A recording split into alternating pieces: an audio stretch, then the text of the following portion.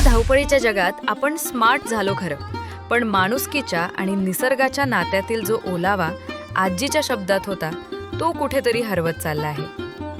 सकाळी चुलीवर भाताचं आधण चढलं की पहिला घास चुलीला अर्पण करण्याची रीत म्हणजे केवळ अंधश्रद्धा नव्हती. जी चूल जळून तुमची पोटं भरते तिला आधी नको का द्यायला, हा आजीचा प्रश्न आपल्याला कृतज्ञता शिकवून जातो.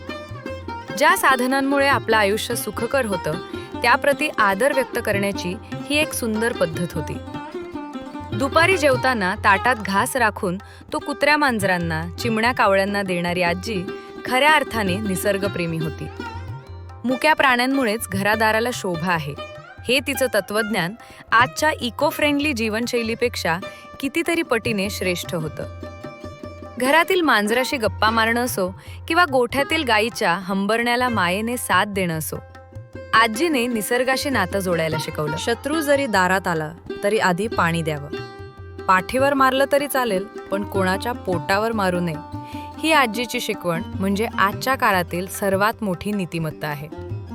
आपण एका हाताने दिलेलं देव दोन्ही हातांनी परत करतो, या विश्वासाने जगणारी ती पिढी समाधानी होती.